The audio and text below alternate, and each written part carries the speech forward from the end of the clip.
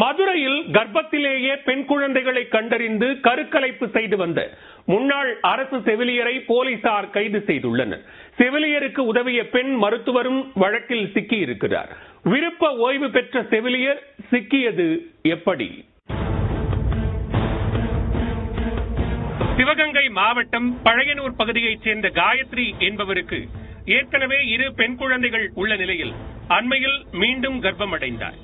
வயிற்றில் இருக்கும் குழந்தையின் பாலினத்தை முன்கூட்டியே கண்டறிய மதுரை சிக்கந்தர் சாவடி பகுதியைச் சேர்ந்த விருப்ப ஓய்வு பெற்ற அரசு செவிலியர் காந்திமதி என்பவரை அணுகியுள்ளார். காந்திமதி சோழவந்தான் பகுதியில் உள்ள தனியார் மருத்துவமனைக்கு காயத்ரியை அழைத்துச் சென்று ஸ்கேன் செய்து பார்த்து காயத்ரிக்கு 3வது பெண் குழந்தை என்பதை உறுதி செய்துள்ளார். பின் காயத்ரியிடம் 20,000 ரூபாய் பணத்தை பெற்றுக்கொண்டு காந்திமதியின் வீட்டிலேயே வைத்து காயத்ரிக்கு கருக்கலைப்பு செய்துள்ளார். இதன் பின்னர் காயத்ரிக்கு தொடர்ந்து உடல்நிலை சரியில்லாமல் போன காரணத்தினால் அரசு மருத்துவமனையில் சிகிச்சைக்காக அனுமதித்த போது காயத்ரி கருக்கலைப்பு செய்தது மருத்துவர்களுக்கு தெரிய வந்தது. மருத்துவர்கள் மேற்கொண்ட விசாரணையில் சட்டவிரோதமாக தான் கருக்கலைப்பு செய்ததை காயத்ரி ஒப்புக்கொண்டார்.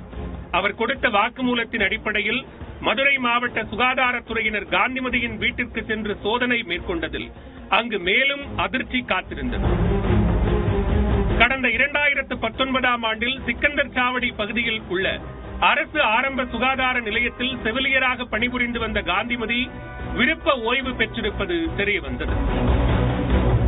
விருப்ப ஓய்வு பெற்றுவிட்டு கடந்த 5 ஆண்டுகளாக இதே போல கருவில் இருப்பது பெண் குழந்தை என தெரிந்தவுடன் அவற்றை கருக்கலைப்பு செய்யும் சட்டவிரோத செயலில் ஈடுபட்டு வந்திருப்பதும் தெரிய வந்தது. வருடத்திற்கு 10க்கும் மேற்பட்ட பெண் சிசு கருக்கலைப்பு செய்திருக்கலாம் என சுகாதாரத்துறையினர் சந்தேகம் அடைந்துள்ளனர். மேலும் காந்திமதிக்கு உதவிய சோழவந்தான் பகுதியில் உள்ள தனியார் மருத்துவமனை மருத்துவர் விஜயலட்சுமி என்பவர் மீதும் காவல் நிலையத்தில் புகார் அளித்துள்ளனர். காந்திமதியை கைது செய்த அலங்காநல்லூர் போலீசார் கடந்த 5 ஆண்டுகளில் எத்தனை கருக்கலைப்பு செய்யப்பட்டுள்ளது என்பது குறித்து தீவிர விசாரணை மேற்கொண்டு வருகின்றனர்.